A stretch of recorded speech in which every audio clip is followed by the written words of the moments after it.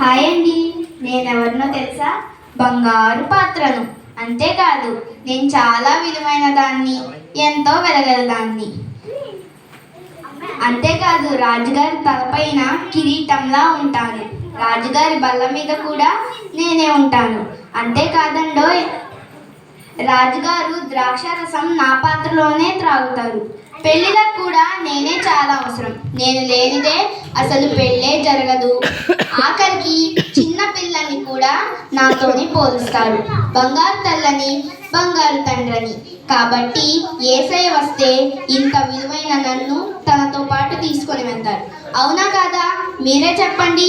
యేసయ్య వస్తే నన్నే తీసుకొని వెళ్తారు కదా. హాయ్ అండి, నేనెవరో తెలుసా? నేనండి వెండి పాత్రను. ఎలా ఉన్నాను? తెల్లగా దగదగా మిలమిల మెరిసిపోతున్నాను కదా. చాలా అందంగా ఉన్నాను. మరి నేను రాజుగారి మందిరంలో ఉంటాను. రాజుగారు బల్ల మీద భోజనానికి సిద్ధంగా ఉంటాను. రాజుగారు నా పళ్ళెంలోనే భోజనం చేస్తారు, నా పాత్రలోనే నీరు త్రాగుతారు. అంతేకాదు, ఇంకా చిన్నపిల్లలకు కూడా నేను చాలా మేలు చేస్తానంట. చిన్నపిల్లలకు మొట్టమొదటిసారి నా గిన్నెలోనే వాళ్ళకి అన్నం పెడతారు, నా పాత్రలోనే వాళ్ళకి నీరు త్రాగిస్తాను. ఇంకా పెళ్లిళ్ళకు కూడా నేనే ఎక్కువ ఉపయోగపడతాను. మెట్టెలు గజ్జలు, పెళ్లి కొడుకు కాళ్ళు కూడా నా పళ్ళెంలోనే కడుగుతాను. ఇంత ఉపయోగపడుతున్నాను కదా, ఇంత తెల్లగా దగదగా మిలమిల మెరిసిపోతున్నాను కదా. ఇంకొక విషయం తెలుసా? నిండు వెన్నెలు కూడా వెండి వెన్నెల అని నాతోనే పోలుస్తాను. కాబట్టి యేసయ్య వస్తే నన్నే తీసుకువెళ్తాను. ఆ నమ్మకం నాకుంది. మీరే చెప్పండి, యేసయ్య వస్తే నన్నే తీసుకువెళ్తారు కదా. ఓయబ్బో. హాయ్ అండి,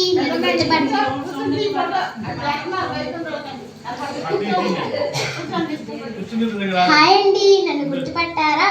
నేను కంచుపాత్రని. కంచుపాత్ర అంటేనే చాలా విలువైనది. ఈ బంగారు వెండి చాలా బాగా మాట్లాడారు, కానీ బంగారు వెండి క్రింద పడితే శబ్దమే రాదు. అదే నేను పడితే చెవులు జూమని అనిపిస్తాయి. అలా శబ్దం వస్తుందని నన్ను గంట చేసి గురిపైన పెట్టారు. గంట కొట్టారంటే ఆరాధనకు సమయమని అయ్యిందని అర్థం. అలా ఒక గంటనే కాదు, రకరకాల గంటలు కొడతాను. ఒక వివాహపు గంట కూడా నేనే కొట్టాను. అంతేకాదండోయ్, 33 గంటలు నేను కొడితేనే శుభ శుక్రవారం అని అర్థం. ఆరాధన సమాప్తం అవుతుంది. ఈ వెండి బంగారం కేవలం ప్రజల అందానికి మాత్రమే ఉపయోగపడతాయి. నేను దేవుని సేవ చేస్తున్నాను. యేసయ్య ఈ లోకానికి వచ్చినప్పుడు నన్ను మాత్రమే చూస్తారు, నన్ను మాత్రమే తనతో తీసుకుని వెళ్తారు.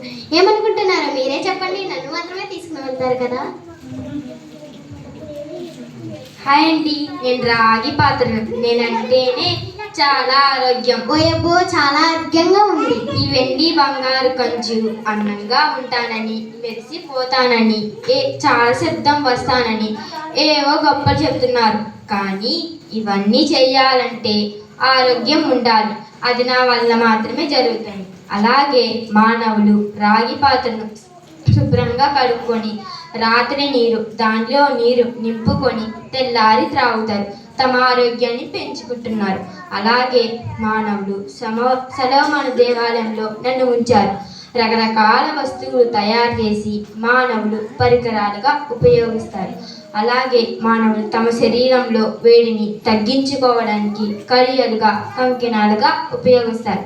కాబట్టి యేసయ్య వస్తే ప్రజలకు ఇంత ఆరోగ్యాన్ని ఇస్తున్నానని నన్ను మాత్రమే తీసుకుని వెళ్తారు. మీరే చెప్పండి, నన్ను మాత్రమే తీసుకుని వెళ్తారు.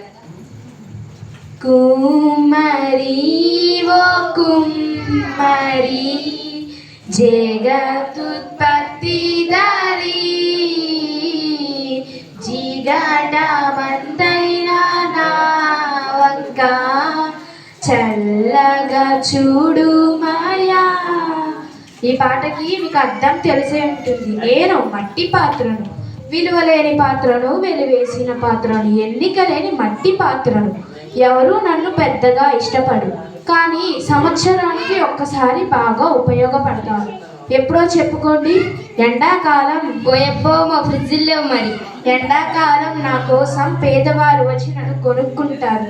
దేవుడు చెప్పాడు కదా, గుప్పెడు చల్ల నీరు ఇచ్చేవాడు తన ప్రతిఫలం పొందుకుంటాడు. గనుక గొప్పదాన్ని కాకపోయినా యేసయ్య వచ్చినప్పుడు నన్ను చూస్తారని, బంగారు పాత్ర వలె అందంగా లేకపోయినా, వెండి పాత్ర వలె మెరిసిపోకపోయినా, కంచు పాత్ర వలె శబ్దం రాకపోయినా, రాగి పాత్ర లాంటి దాన్ని కూడా కాదు. ఎండాకాలం అయిపోయినాక నన్ను పక్కన పెడతారు. యేసయ్య వచ్చినప్పుడు నన్ను చూస్తారో లేదో, నన్ను చూడకపోయినా నేను ఆయనను చూడాలని ఆశపడుతున్నాను.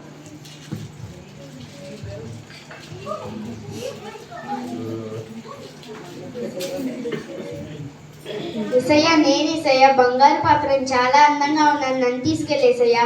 ఏసయ్య నేనేసయ్య వెండి పాత్రనేసయ్య మెరిసిపోతుందనేసయ్య నన్ను తీసుకెళ్ళేసయ్య. నన్నేసయ్య కంచు పాత్రను చాలా శబ్దం వస్తున్నాను, నన్ను తీసుకెళ్ళేసయ్యా. యేసయ్య రాగి పాత్రను ప్రజలకు ఆరోగ్యాన్ని ఇస్తున్నాను, నన్ను తీసుకెళ్ళేసయ్యా. యేసయ్య యేసయ్య యేసయ్య ఏంటి? అలా వెళ్ళిపోతున్నారు.